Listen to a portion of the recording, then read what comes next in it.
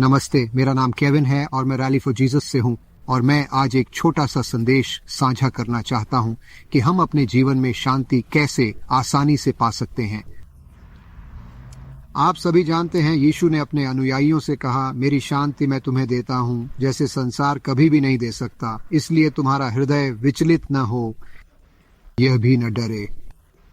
आप जानते हैं बाइबल में एक और स्थान कहता है कि पूर्ण प्रेम भय को निकाल देता है, क्योंकि भय में यातना होती है। जो डरता है वह प्रेम में कभी भी पूर्णता को नहीं प्राप्त कर पाता। अब परिपूर्ण प्रेम हमें केवल प्रभु से ही मिल सकता है। वह हमसे बहुत प्रेम करता है। वास्तव में बाइबल कहती है कि प्रभु उस बात को पूर्ण करेंगे जो हमारा संबंध है, और इस तरह उन्होंने ऐसा किया कि यीशु इस धरती पर आए, क्योंकि परमेश्वर ने जगत से ऐसा प्रेम किया कि उसने अपना एकलौता पुत्र दे दिया, ताकि जो कोई उस पर विश्वास करे वह नाश न हो बल्कि अनंत जीवन पाए। तुम जानते हो यीशु इस धरती पर आए। उसने हमारे अनगिनत पापों से हमें सच्चे दिल से बचाने के लिए स्वेच्छा से अपना जीवन क्रूस पर अपने पवित्र रक्त को बहा कर दिया, और वह मरा और हमें न्याय संगत ठहराने के उद्देश्य से 3 दिन बाद मृतकों में से पुनः जीवित हो उठा। तो आप जानते हैं बाइबल कहती है कि हम उससे प्यार करते हैं क्योंकि उसने पहले हमसे प्यार किया।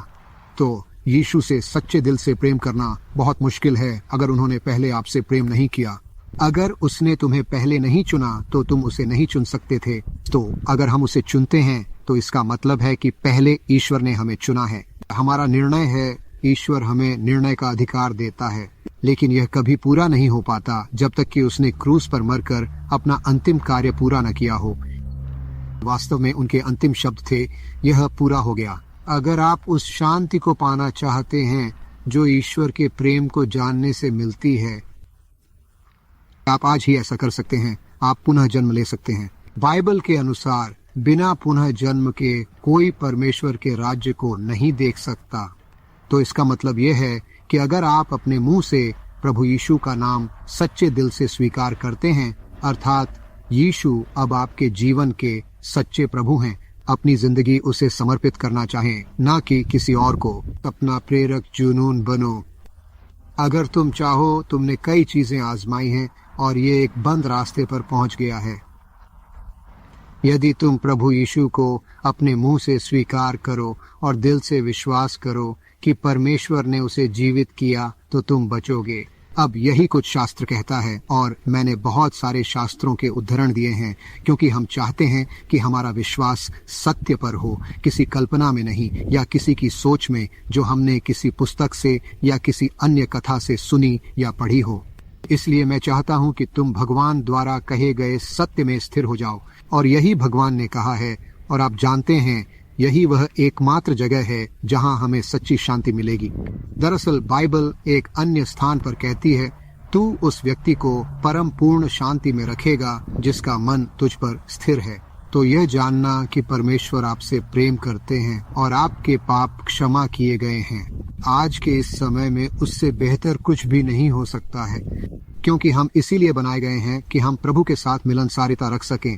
आप अगर जानना चाहते हैं कि जब आप मरेंगे तो क्या आप स्वर्ग जाएंगे, आपके पाप माफ होंगे और आप प्रभु के साथ फिर से संबंध स्थापित कर सकते हैं, तो यह आपके लिए है।